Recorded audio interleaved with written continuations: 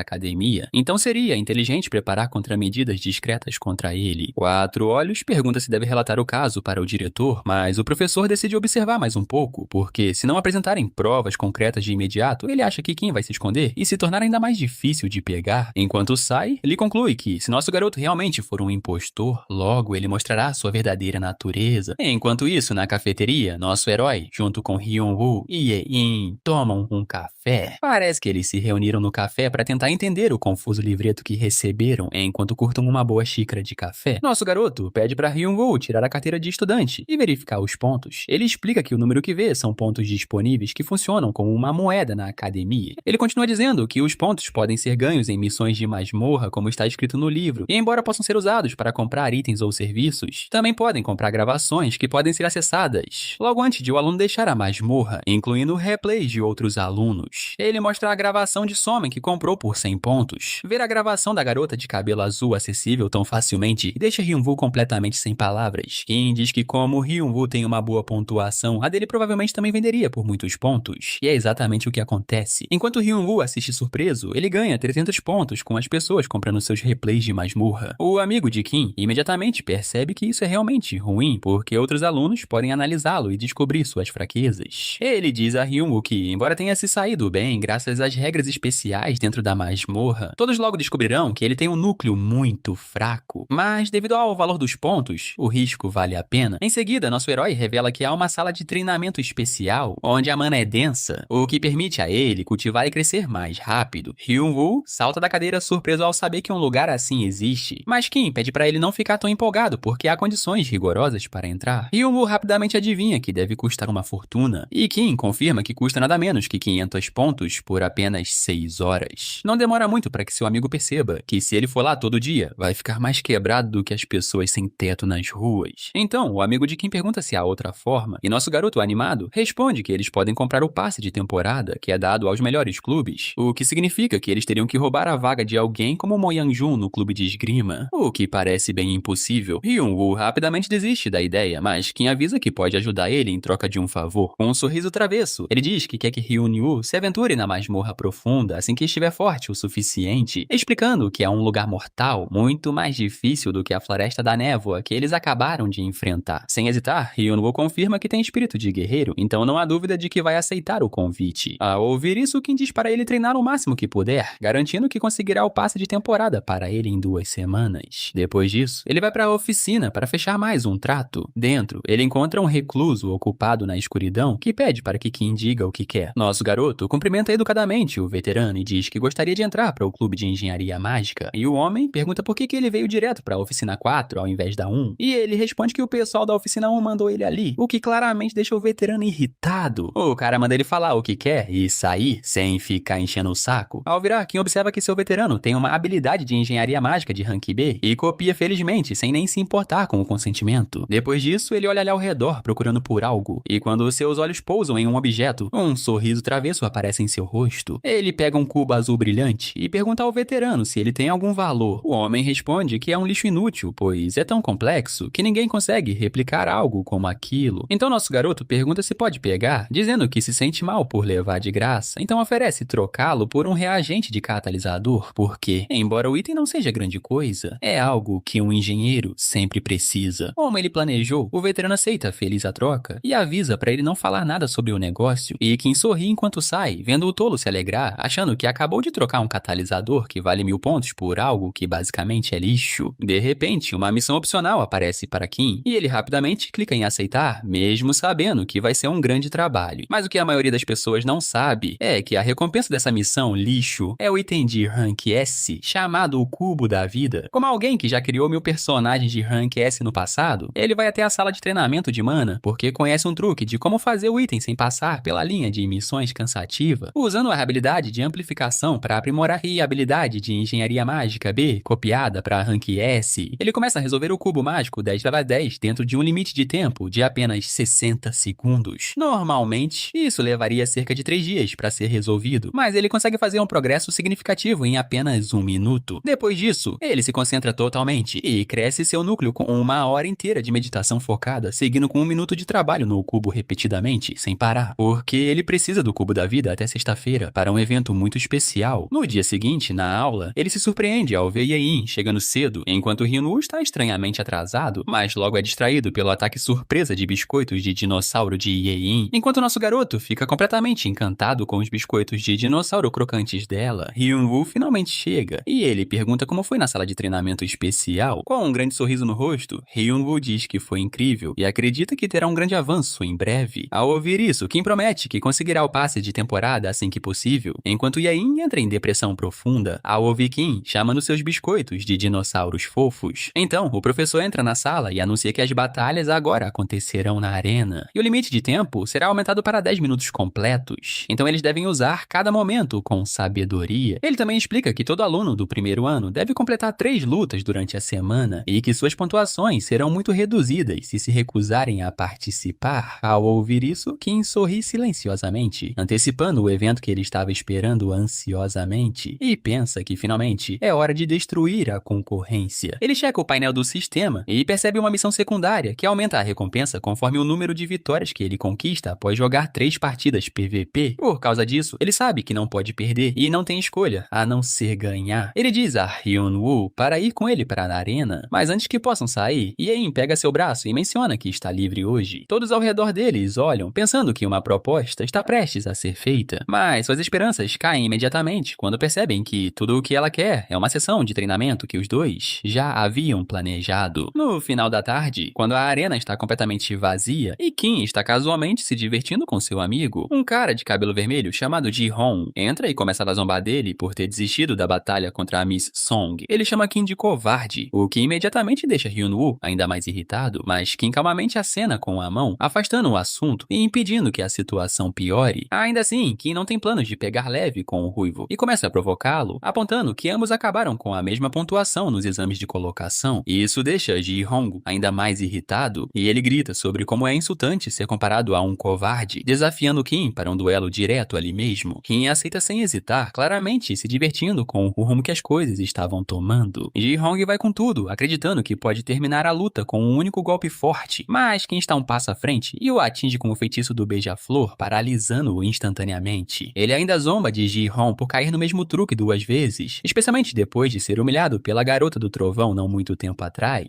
Kim diz que pelo menos foi mais misericordioso que Song Chunye e finaliza a luta com uma vitória limpa. Mesmo depois de levar uma derrota decente, o ruivo se recusa a aceitar a derrota e insiste que uma segunda luta teria um resultado diferente. Kim finge que aceita e parte para outra rodada, mas o resultado é o mesmo, com Ji-hong saindo ainda pior do que antes. Ainda não disposto a desistir, Ji-hong desafia Kim novamente, claramente determinado a tentar virar o jogo de alguma forma. Embora Kim precise de mais uma vitória para completar sua missão, ele age como se estivesse completamente exausto e insiste em obter algo em troca, se forem lutar novamente. O pobre ruivo, desesperado por outra chance, entrega uma pílula espiritual feita por sua própria família para que Kim aceite o rematch, apenas para ser derrotado da mesma maneira mais uma vez. Desta vez, a surra finalmente faz Ji-hong perceber o erro e ele admite a derrota, até pedindo desculpas por todas as coisas rudes que disse antes. Ele diz a Kim que estava errado ao chamá-lo de covarde e que o julgou mal, mas Kim, de forma casual, diz para ele continuar agindo como um covarde por enquanto. Embora o pedido pareça meio suspeito, Ji-hong acaba concordando sem insistir mais. Depois de acumular suas 3 vitórias, Kim checa com seu amigo e descobre que Hyun-woo também conseguiu 2 vitórias. Hyun-woo diz que ainda tem uma luta para fazer e pede para Kim seguir em frente enquanto ele finaliza. E então vai para a sala de treinamento de mana, onde começa a trabalhar com Yein, pacientemente ensinando-lhe os conceitos básicos das balas mágicas e ajudando-a a ficar mais forte. A garota se revela uma aprendiz rápida e o jeito como ela pega tudo impressiona Kim de verdade. O treinamento segue até finalmente ser a vez dela lutar e ela entra em seu combate contra um cara de cabelo verde chamado Kwak Ji Chaeol. O cara tenta se esconder usando o terreno, mas Yein sorri e o derruba rapidamente como um pássaro na linha do fio, garantindo uma vitória limpa e fácil. Ué, você assistiu o vídeo até aqui e até agora não se inscreveu no canal?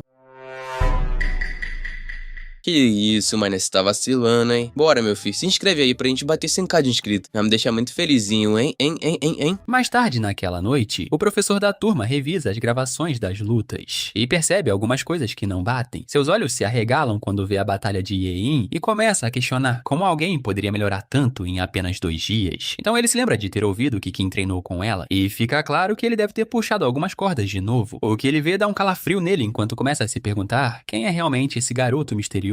Enquanto isso, Kim está relaxando em algum lugar completamente focado no cubo e finalmente termina de criar o cubo da vida, que aumenta a eficácia de qualquer item de tipo vida armazenado em 1,3 vezes. Ele se sente bastante orgulhoso de si mesmo por todo o trabalho árduo e meditação intensa que fez para melhorar seu núcleo pro rank D. Então agora, o consumo de mana das habilidades não será mais tão doloroso quanto antes. Com suas preparações finalmente completas, nosso herói se prepara para divulgar sua nova invenção. No caminho para a aula, ele encontra a druidessa Parkinari e, como ele planejou, todos os animais, como o gato dela, são extremamente sensíveis à energia vital. Então o cubo imediatamente atrai o tigre-gato que pula direto para o cubo e se acomoda ali bem confortável. Nari se desculpa pelo gato, curioso e excessivamente grudento, pedindo educadamente para ele sair, mas como druidessa, ela sente instantaneamente a rica energia vital emanando de sua invenção estranha. Naquele momento, Kim diz que precisa ir embora, então seria ótimo se ela pudesse levar o gato, que está mais grudado nele do que sua ex. Intrigada com o cubo misterioso, Nari pergunta se ele é da turma 3, e depois disso, ela finalmente se despede, ainda se desculpando, resultando em um grande sucesso na missão silenciosa de Kim para conseguir o precioso passe de temporada. Então, Kim se prepara para o tão aguardado evento principal. Mais tarde, na aula, o professor está fazendo uma palestra chata, mas ele espera intensamente apenas mais um minuto até o evento ser acionado. Quando a aula finalmente acaba, os alunos começam a se distrair e conversar quando, de repente, uma aura vermelha profunda brilha intensamente e um orbe pulsante aparece do nada. Raios explodem do misterioso orbe e atingem todos os alunos na sala, mas o pânico deles dura pouco, já que ele desaparece tão rápido quanto apareceu. A princípio, eles acham que nada realmente aconteceu, mas quando começam a anotar números impressos nas testas uns dos outros, nosso herói imediatamente reconhece isso como a inspeção surpresa conhecida como Banwave. Ele utiliza uma magia sci-fi sofisticada para detectar se os alunos possuem brinquedos inadequados ou itens ilegais em seus inventários e os tranca. Quem fica genuinamente surpreso com o som horrível que o orbe faz, enquanto Yein e Hyun-woo permanecem impassíveis, como se nada de estranho tivesse acontecido. Então ele olha para um cara medíocre que está em pânico, verificando seu inventário, e calmamente se aproxima dele para perguntar se o presidente do clube dele lhe disse que hoje era o dia de inspeção. O cara, ainda desesperado, grita que não tem nada tecnicamente ilegal, mas o que ele tem são coisas que nenhum homem deveria carregar. Então nosso garoto casualmente oferece uma ajudinha. Ele duvida que Kim realmente possa fazer algo, mas no momento em que Kim pega o item de volta, ele implora desesperadamente para ser salvo e jura que fará qualquer coisa em troca. Ao ouvir isso, nosso herói esclarece calmamente que ele agora deve um favor e o cara rapidamente confirma sem hesitar. Kim então diz para ele colocar qualquer item banido dentro do cubo, fazendo o cara ficar curiosamente suspeito se aquilo realmente é seguro, escondidos debaixo da mesa como dois caras bem suspeitos. Kim diz para ele pegar ou largar. Ouvindo os passos se aproximando, o cara entra em pânico e rapidamente coloca todos os seus contrabandos dentro do cubo da vida sem mais palavras. De repente, Chun-Hye faz uma entrada explosiva e grita para que todos os vilões nojentos parem onde estão. Ela imediatamente nota os garotos escondidos sob a mesa e exige saber o que exatamente estão tentando esconder, mas nosso herói simplesmente se levanta e responde que eles estavam apenas tendo uma conversa privada de rapazes e não é da conta dela. O cara com o número na testa o apoia, insistindo que não estavam fazendo nada suspeito, mas Chun-Hye manda ele esvaziar os bolsos de qualquer lixo duvidoso que ele esteja carregando. Então, ela se vira pra Kim e diz para ele mostrar o que está escondendo também, porque o orbe não mente. Ela fica atônita quando o orbe não acusa nada e, sem palavras, observa enquanto Kim se desculpa e sai tranquilamente, sentindo-se bem por ter conseguido o cubo da vida a tempo de sexta-feira. Isso porque demonstrar a utilidade do único item capaz de passar pela Banwave lhe dará um grande poder de barganha. Depois da aula, ele caminha pelo corredor com o mesmo cara, que não para de agradecê-lo sem parar, já que ele provavelmente não estaria mais respirando se fosse pego carregando as coisas ilegais que tinha. Com um sorriso travesso, Kim o lembra casualmente que ele não fez isso de graça. Nosso herói então diz pra ele ir direto ao presidente do seu clube e pegar os itens de volta, e o cara, nervoso, admite que ela na verdade estava querendo vê-lo há bastante tempo. Veja bem, o sindicato dos ladrões é responsável por mover todos os itens ilegais por toda a Dragon Slayer Academy, e logo na porta, nosso garoto vê o cara ingênuo dizendo um "Oi, a chefe", apenas para ela dar um chute bem no rosto dele por fazê-la trabalhar em um dia de folga. Ela então começa a bater no pobre cara, dizendo que ele desperdiçou seu precioso tempo livre, assistindo ela detonar o cara, quem finalmente diz um "Olá" para lembrá-la de que ele ainda está ali, e a mulher imediatamente se acalma e se apresenta como Gu-Yon, presidente do clube dos ladrões. Ela imediatamente entra no modo de negócios e exige que ele mostre o item que ele afirma ser capaz de passar completamente pelo sistema da Banwave.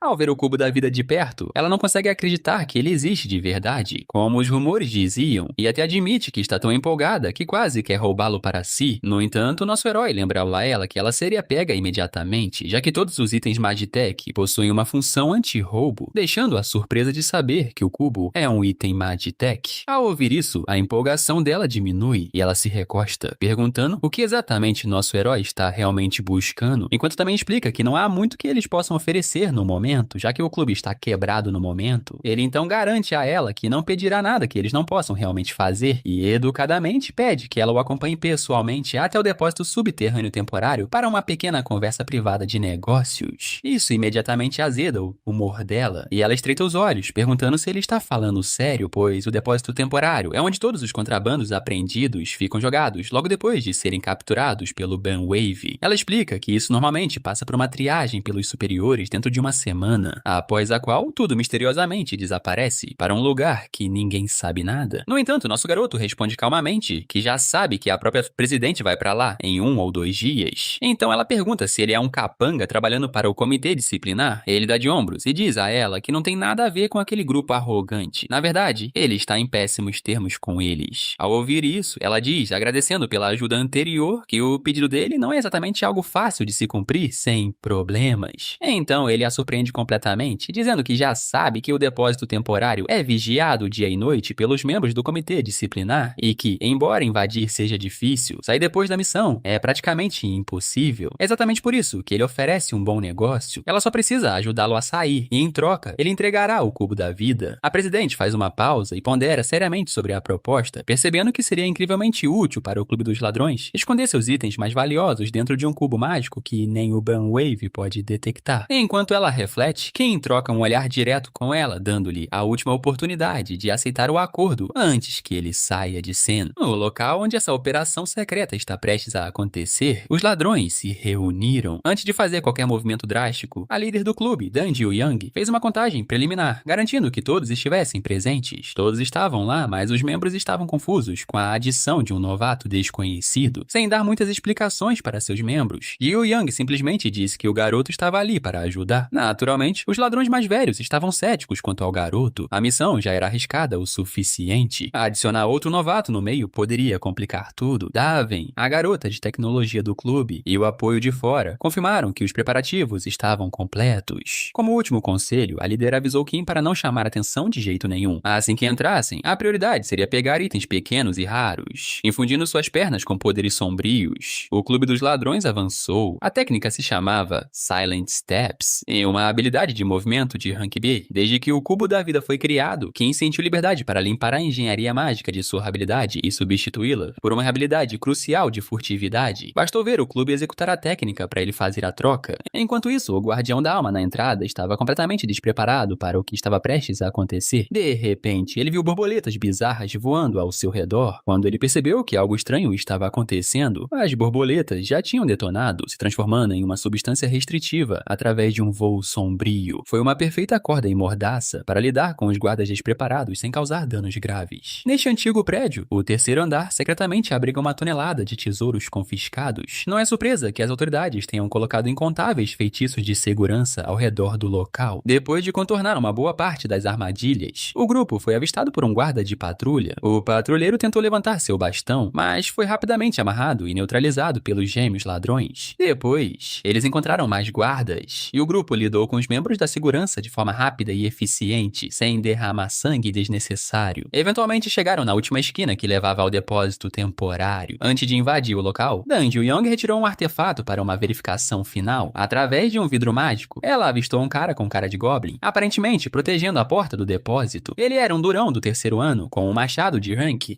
chamado Hell Cleaver. Para uma ladra como Gil Young, essa era a pior combinação possível. Parece que Kim teria que intervir e dar uma ajuda antes de o trabalho realmente começar. Ele se virou para a líder e perguntou se ela tinha Shadow Dream em sua lista de habilidades. Existem poucas pessoas que sabem sobre essa técnica, mas não havia tempo para explicar como Kim ficou sabendo dela. Depois de receber a confirmação, ele deu um pequeno toque nela e usou Amplify para elevar a técnica de Shadow Dream de Rank C para Rank A. Eles estavam perdendo tempo, então não havia tempo para surpresas. Gil Young usou Shadow Dream e gerou mais borboletas do que Kim jamais viu em sua vida. As moscas roxas rapidamente se agrupam ao redor do bastardo do machado. Como o bruto que era, o cara começou a balançar sua enorme arma, tentando acertar as pequenas borboletas. Claro, isso não funcionou nem um pouco. Assim que uma das borboletas entrou no alcance para explodir, uma reação em cadeia foi acionada. O Brutamontes foi retirado de cena com um único golpe. Ele parecia um casulo pronto para sair com asas. A habilidade de Rank, ação de Rank é por um motivo que o Young fez uma anotação mental para confrontar o calouro sobre toda essa maluquice depois da missão missão terminar. Com a última linha de defesa neutralizada, os ladrões ficaram livres para se esbaldar nos tesouros. Enquanto eles procuravam por coisas brilhantes e valiosas, Kim fez uma comprinha pessoal. A lista de itens banidos na academia geralmente restringe itens com efeitos colaterais perigosos. Se for algo que danifique o corpo ou a mente, será banido. Nesta noite, Kim está focado em itens banidos com penalidades elementares, como esta pedra de choque que causa paralisia. Com sua resistência elemental de rank S, esses itens são praticamente livres de efeitos colaterais. Depois de alguns minutos de busca cuidadosa, ele finalmente se sentiu satisfeito com sua pilhagem. Como ainda tinha um pouco de tempo, ele resolveu dar uma olhada nos livros de habilidades. Habilidades com penalidades elementares severas tendem a ser fortes. Afinal, olhando pilhas e mais pilhas de livros de habilidades, ele finalmente encontrou algo que chamou sua atenção. Era um livro fumegante que exalava um calor incrível. Como Kim está carente nas habilidades de combate, este grimório que descrevia um soco flamejante foi uma dádiva. Enquanto a equipe estava embalando o loot, alguns visitantes inesperados apareceram. O presidente do conselho estudantil da Dragon Slayer Academy, Song Chun-ki, e o membro do comitê disciplinar do segundo ano, Guak Seon-jae, vieram complicar as coisas. Deng Yu-yong não se perturbou. Ela estava mais irritada do que qualquer outra coisa. Eles podem ter escolhido a noite errada para fazer essa operação, sem querer ouvir nada deles. O presidente do conselho estudantil exigiu a rendição completa e uma transferência pacífica para a sala disciplinar. Quanto mais a operação demorasse, pior seria para os ladrões. Nesse caso, Gil-yong puxou uma das contingências do clube e gritou para sua equipe se separar e escapar. Ela jogou algo no chão, gerando um abrigo sombrio que ocultou seus aliados por alguns minutos. Claro, isso foi tempo suficiente para saírem da jogada. Guak Seon-jae puxou um cristal de adivinhação e rapidamente rastreou os ladrões ainda presos dentro do prédio. Depois de repassar a informação para toda a equipe de segurança, sair do antigo prédio agora ficou ainda mais difícil. No caminho de saída, Kim foi interrompido por uma grande pedra rolando em sua direção. Felizmente, ele teve reflexos bons o suficiente para desviar da pedra rochosa. Guak Seon-jae saiu calmamente do canto, elogiando Kim por desviar de um ataque furtivo tão bem executado. Seon-jae estava atualizado com sua lição de casa. Ele conhecia a maioria dos membros do clube dos ladrões. Mas esse garoto de cabelo preto era completamente desconhecido, talvez um calouro, e não deu nenhuma resposta verbal. Ele era inteligente o suficiente para esconder sua voz diante das autoridades, e Guak Seon-jae respeitou isso. Se ele não falar, isso basicamente significa que a rendição está fora de questão. Ao redor do chão, estacas de pedra afiadas se ergueram tentando desestabilizar Kim. Depois de fechar um pouco da distância, ele invocou um beija-flor elétrico. Guak Seon-jae estalou a língua e invocou canhões de pedra segurados por raízes de árvore. Ele enviou uma chuva de bolas de canhão na esperança de derrubar o ladrão, mas o beija-flor simplesmente flutuou pela chuva de bolas com uma graça impressionante. Esse nerd nunca tinha visto um controle de pássaros tão bom em toda a sua vida. Se ele não tivesse colocado um feitiço defensivo em antecipação, ele estaria perdido agora. Enquanto se recuperava do choque, o calouro ladrão correu pasto dele com passos silenciosos. Infelizmente para Kim, ele foi forçado a tomar o único caminho de saída, e esse caminho estava cheio de armadilhas mortais feitas de mais canhões de pedra. Guak Seon-jae detonou outra rajada, aparentemente querendo fazer um exemplo do calouro. Ninguém jamais havia sobrevivido a um dos seus ataques planejados. Quando ele estava prestes a verificar o que aconteceu, Seon-jae começou a suar, enquanto a temperatura ao redor do corredor subia para níveis infernais. A última coisa que ele viu foi um ladrão com um punho, ardendo como se tivesse vindo diretamente das profundezas do inferno. Sentindo a pressão enquanto testemunhava uma habilidade proibida em ação, Seon-jae colocou toda a mana que tinha no corpo para construir uma robusta parede de triplo Bloodstone. Aquela técnica defensiva sofisticada não era mais do que uma fina folha de papel contra o soco em chamas de Kim. Ele executou Inferno Fist com maestria devastadora, rasgando a parede e mandando Seon-jae embora. Desta vez, ele teve sorte e conseguiu, mas controlar uma habilidade proibida foi mais difícil do que ele pensava. O nível de poder, em particular, era difícil de controlar. Felizmente, Kim se afastou o suficiente para evitar causar ferimentos graves no pobre sujeito. A escola provavelmente não interferiria, mas a Torre de Magia Esmeralda e o comitê disciplinar não ficariam calados. Esses curiosos bastões iriam trabalhar em dobro para descobrir a identidade de Kim. No entanto, eles não encontrariam nada. De repente, os sons de passos atraídos pela confusão começaram a se aproximar. Esse era o sinal de Kim para sair de cena. Enquanto ele silenciosamente saía do campo de batalha, os jovens membros do comitê disciplinar chegaram.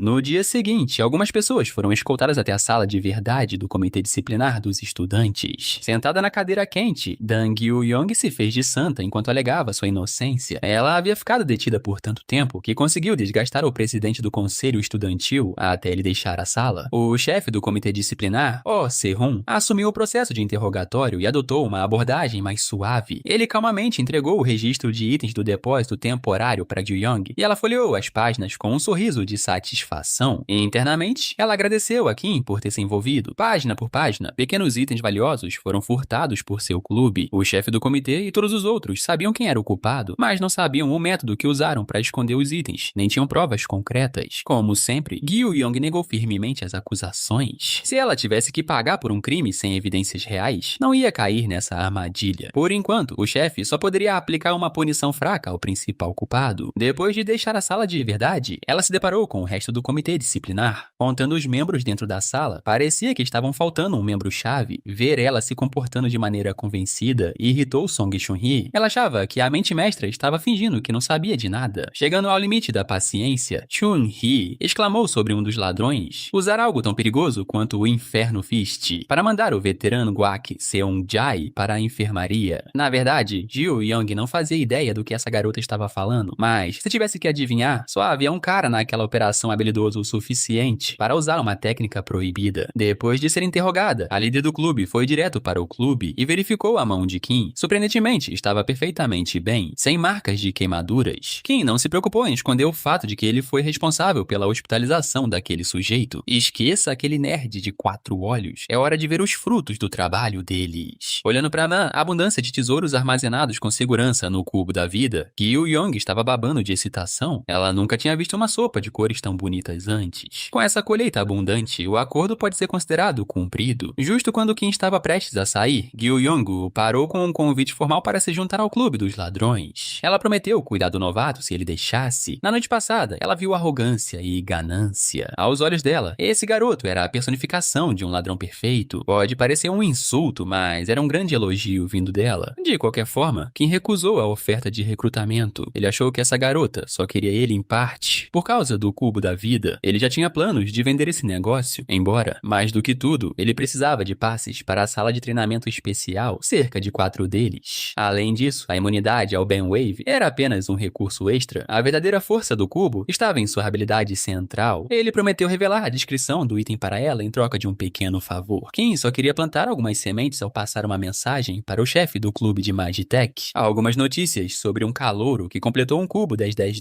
days. Ju-young concordou e ficou boquiaberta ao ler o que o cubo da vida realmente faz. Melhorar os efeitos de itens de vida armazenados em 1,3 vezes. Algo tão quebrado que seria vendido independentemente do preço em algumas facções. Antes de finalmente sair, Gyu-young o incentivou seriamente a considerar seu convite. Mesmo sem o cubo na equação, ela valorizava tudo o que ele podia trazer para a mesa, então ele prometeu pensar nisso. Um fim de semana passou e alguns dias de silêncio esfriaram um pouco o comitê disciplinar. Hoje, Kim está indo para a aula com a sempre letárgica Ye-in. Já é segunda-feira de manhã e ela já está se movendo como uma zumbi. Conforme se aproximavam da próxima aula, Kim começou a perceber que estava sendo seguido por alguns pirralhos da Torre de Magia Esmeralda ou do Clube da Natureza. Ele não se importava muito se eles estavam bisbilhotando, mas resolver o problema logo era o caminho menos irritante de lidar com isso. Então, ele deixou Ye-in ir para a aula primeiro, enquanto ele lidava com alguns ratos. Ye-in silenciosamente cedeu, mas também percebeu os 2 bisbilhoteiros mal escondidos. Kim se virou e confrontou diretamente o chato dueto. A garota se alarmou e o garoto, arrogante, ficou contente por Kim ter facilitado o confronto para ele. Ele se gabou dizendo que era um mago da Torre de Magia Esmeralda. A garota de cabelo azul foi muito mais educada em sua abordagem, convidando formalmente Kim para conhecer o líder deles. Claro, ele recusou firmemente tal convite. Se o líder da torre precisar de algo dele, ele que venha pessoalmente, ao invés de mandar capangas. O garoto estava satisfeito por Kim não cooperar. Colocando uma luva, ele estava ansioso para bater em alguém para dar uma mensagem. Nesse aspecto, Kim concorda. Sem dar ao rato a chance de terminar seu monólogo, Kim mandou um beija-flor voar. Quando o pássaro pousou, paralisou completamente o rato verde, fazendo-o se contorcer incontrolavelmente. A senhora rato observou seu parceiro tremendo no chão, sem saber o que fazer. Se é uma luta que eles estavam buscando, Kim estava sempre disponível. Sabendo que ela não tinha chances contra alguém tão decisivo quanto ele, a senhora rato se desculpou por causar problemas. Pelo movimento do beija-flor, ela pôde perceber que esse Kim era um lutador habilidoso. Ela se desculpou e ele virou as costas. Pelo menos um dos ratos tinha cérebros suficientes para saber quando desistir. A senhora rato acreditava que que os rumores sobre Kim ser um covarde não passavam de mentira. Por outro lado, o Senhor Rato acreditava que Kim simplesmente teve sorte com o acerto. Ele já estava planejando sua vingança quando uma bala mágica cortou toda a enrolação e atingiu a parte de trás de sua cabeça. A Senhora Rato rapidamente escaneou os arredores, aterrorizada com o atirador invisível que poderia estar escondido em qualquer lugar. Ela tentou ser educada e inteligente, mas a Senhora Rato foi implicada e recebeu um tiro na cabeça. Os representantes da Torre de Magia Esmeralda foram efetivamente neutralizados. Na aula, o instrutor discutia como os calabouços são projetados para esgotar aqueles que entram. Ficar sem recursos dentro é equivalente ao fracasso. Surpreendentemente, Yen entrou em sua cadeira mais tarde que Kim, talvez porque ela estivesse ocupada eliminando algumas pragas lá fora. Finalmente, o instrutor anunciou que o próximo teste de raid seria em formato de ataque cronometrado. Calabouços de nível superficial podem ser desafiados várias vezes no modo de prática, mas no teste real, você só tem uma chance. Para um ataque cronometrado, o objetivo é descansar o alvo e destruir o totem em 5 minutos para passar. Os estudantes foram incentivados a praticar suas rotas mais eficientes antes que a raid ao vivo começasse. Como será um desafio em dupla, Shin Byung-chul imediatamente se agarrou ao último vencedor do exame. Go Byung-woo Kim deu o sinal verde para o cara se emparelhar com outro de seus amigos. Parece que o parceiro dele já havia sido decidido assim que o instrutor anunciou. Yen se agarrou nas mangas dele, declarando que agora eles eram uma dupla. Justo quando você pensa que o Senhor e a Senhora Rato acabaram de ser punidos, a atenção se volta para a Torre de Magia Esmeralda. Um cara careca com o poder de controlar árvores está despejando sua raiva e frustração sobre seus subordinados. Seu irmão, um oficial disciplinar, foi espancado por um ladrão, afinal. O careca conseguiu controlar suas emoções, deixando o Senhor Rato para trás, antes que as coisas ficassem fora de controle. Sentado em seu trono de madeira, o careca se afundava em seu pressentimento ruim. O presidente da Torre de Magia Esmeralda, Mock Jung-hwa, planeja encontrar o infame Kim sob o conselho do presidente do Clube da Natureza, Ha Su-hyun. A reputação da torre está no fundo do poço. Talvez eles consigam melhorar um pouco se conseguirem colocar as mãos naquele cubo estranho. Jung-hwa planeja pegá-lo como pagamento pelo insulto à Esmeralda. Ao ouvir o plano do chefe, o Senhor Rato falou fora de hora e se ofereceu para ser enviado mais uma vez em uma missão para se redimir. Ele insistiu que foi apenas descuidado da primeira vez. Jung-hwa estava disposto a lhe dar uma chance de redenção, mas o fracasso resultaria em expulsão do clube. Mesmo com esse grande risco, o Senhor Rato aceitou a missão com confiança. Para ficar mais seguro, Mock Jung-hwa concordou em emprestar um golem ao Senhor Rato para ajudar a esmagar o enigmático calouro. Enquanto as conspirações fervem na Torre Esmeralda, nosso garoto está correndo pela Pântano dos Goblins, ao lado de Yen. Esta é a primeira rodada de prática deles. Apenas um teste para sentir o formato do ataque cronometrado, para ganhar a maior recompensa no calabouço solo e em duplas. O sistema deu aqui em menos de 1 minuto para limpar ambos os testes. O calabouço solo não será problema, já que ele pode ir com tudo lá. A avaliação em dupla é um pouco mais difícil. Se ele ensinasse para Yen o padrão fixo desse pântano infestado de goblins, correr contra o tempo seria moleza. No entanto, dar para ela um truque como esse não a ajudaria a crescer naturalmente. Ela se beneficiaria mais praticando suas próprias rotações e caminhos. Alguns minutos depois de correr e atirar, a dupla finalmente chegou à toca inundada do chefe Goblin, o chefe do pântano. Antes de engajar, Kim perguntou à sua parceira se ela preferia esquivar ou atacar de forma agressiva desde o início. Vencer um chefe rende 120 pontos extras para a equipe. Com uma recompensa tão tentadora em jogo, como não arriscar e tentar a morte certa? Kim se posicionou de forma otimizada para apoiar o DPS de Yen, usando o controle que o Beija-Flor proporciona. Infelizmente, o monstro-chefe não era burro o suficiente para aguentar um ataque óbvio com o corpo. No entanto, a atenção do Goblin do Pântano foi atraída, deixando Yen completamente aberta para um disparo limpo com seu rifle. Ao puxar o gatilho, ela acertou a parte de trás da cabeça careca do Goblin. Sua bala mágica não tinha dano suficiente para perfurar e matar de uma só vez. Se fosse o caso, o ataque apenas fez o chefe ficar mais hostil e errático. Com uma fúria cega, o Goblin do Pântano trocou seu alvo para ser a atiradora. A vantagem do rifle foi completamente anulada em combate tão próximo. Mesmo assim, Yen não entrou em pânico nem por um segundo. Ela calmamente ajustou sua mira e disparou. Parte de sua confiança vinha da confiança que tinha em Kim, que sempre tomava a decisão certa no momento certo. Usando o amplificar nela mesma, o Beija-Flor teve seu rank elevado de E para C por um tempo limitado. Como resultado, o pássaro ficou maior e mais pronunciado. Sua voltagem subiu e a propriedade paralisante ficou ainda mais potente. Com um Goblin completamente paralisado em sua mira, Yen alinhou um brutal disparo de 5 metros. A corrida de treino foi um grande sucesso. Somando os pontos de matar, o tempo restante e o bônus de limpeza, a dupla marcou 649 pontos. juntos. Eles reduziram bastante seu tempo desde a primeira tentativa, e ainda há espaço para melhorar. Antes de repetir, Yein perguntou ao seu parceiro se ele poderia demonstrar aquela técnica de disparo mágico novamente. Depois de passar mais tempo com ela, Kim percebeu o quão competitiva essa garota realmente era. Ela estava claramente irritada por o chefe Goblin não ter caído quando ela teve a primeira chance limpa. Como ela queria trabalhar em partes específicas de seu jogo, seria melhor ir para o centro de treinamento. No stand de tiro, Kim elaborou uma lição detalhada sobre uma habilidade chamada descarregamento. Até agora, a qualidade dos disparos mágicos de sua parceira estava ótima. No entanto, ela os estava usando apenas como ferramentas, e nada mais, desperdiçando efetivamente todo o seu potencial. Para demonstrar com um exemplo simples, ele formou uma bala mágica e fingiu que sua mão era uma pistola mágica. Dessa forma, ele conseguiu mostrar uma demonstração mais detalhada de liberação rápida de mana, com um estalo de dedo bem cronometrado. Esse é o princípio central do decarregamento. É semelhante a disparar uma bala de mana normal, mas pegar esses ajustes minuciosos realmente pode mudar a técnica e o poder de forma drástica. Seguindo suas instruções, Yein tentou imitar a demonstração da pistola de dedo de Kim. Quando ela tentou dispará-la para frente, a bala disparou ilogicamente para trás. Para uma excelente atiradora, ela estranhamente carecia dos fundamentos básicos. Para reduzir a dificuldade um pouco, eles desceram para apenas disparar as balas de mana, ao invés de formá-las. A tarefa de Yein era aperfeiçoar seu disparo de mana enquanto Kim ia buscar algo para comer no jantar. Quando estava prestes a sair, ela lhe ofereceu um cartão preto para pagar pela comida. Pelo brilho daquele cartão, Yein deveria ser uma jovem extremamente rica. Ao chegar na cafeteria, Kim aproveitou os fundos ilimitados e pegou um pouco de tudo. Enquanto ele estava fazendo o pedido no balcão, o espadachim Han So-min o percebeu de longe. Song Chun-hye virou a cabeça e lhe mordeu a faca de metal que estava usando até partir ao meio. Compondo-se, esta era realmente uma chance perfeita para confirmar algo que a vinha incomodando por dias. Correndo até Kim, ela pediu para ver sua mão por um momento. O ladrão não identificado que usou o Inferno Fist durante o incidente no depósito ainda estava por aí. Imagine a surpresa de Chun-Hee ao ouvir que o ladrão era um expert na habilidade Beija-Flor, alguém conectado com o Clube dos Ladrões. Ela conhecia alguém que se encaixava perfeitamente nesse perfil. Disfarçando seu pedido estranho como uma prática de leitura de palma, Chun-Hee estava ansiosa para verificar se quem tinha marcas de queimadura em sua mão. Ele agiu de forma desconcertada, jogando junto com o jogo ingênuo da garota. Então levantou a mão e deixou Chun-Hee observá-la e tocá-la o quanto quisesse. Quando a primeira mão saiu limpa, ela exigiu ver a outra. Após uma análise cuidadosa, ela não encontrou nenhum sinal de queimadura. Ela ficou em transe e esqueceu de soltar as mãos de Kim. Ela achava que tinha resolvido tudo. Agora era ela quem estava desconcertada, saindo rapidamente da situação embaraçosa. Decidindo provocar um pouco, Kim perguntou qual era a previsão de seu futuro. Mais especificamente, ele queria saber sobre sua vida amorosa. Irritada com a provocação descarada, ela gritou que ele teria dias difíceis pela frente. Enquanto o resto do comitê se acalmava, essa garota obstinada ainda estava caçando os culpados. Felizmente, Kim lidou bem com a interação, evitando mais suspeitas. No dia seguinte, Kim e Yein estavam de volta à prática do speedrun. Desta vez, ela optou por 2 pistolas ao invés de um rifle grande. Dessa forma, ela poderia atacar os goblins com números e pressão. Depois de lidar com os pequenos, finalmente era hora de trazer as armas pesadas. Como de costume, Kim assumiu um papel mais de suporte, disparando beija-flores como paralisantes, enquanto Yein dava a maior parte do dano. Desta vez, seus disparos não só estavam precisos e mortais, mas também eram poderosos o suficiente para rasgar as armas dos goblins, sem interrupções. Somando o tempo restante, a contagem de mortes, a eliminação do chefe e o bônus de limpeza,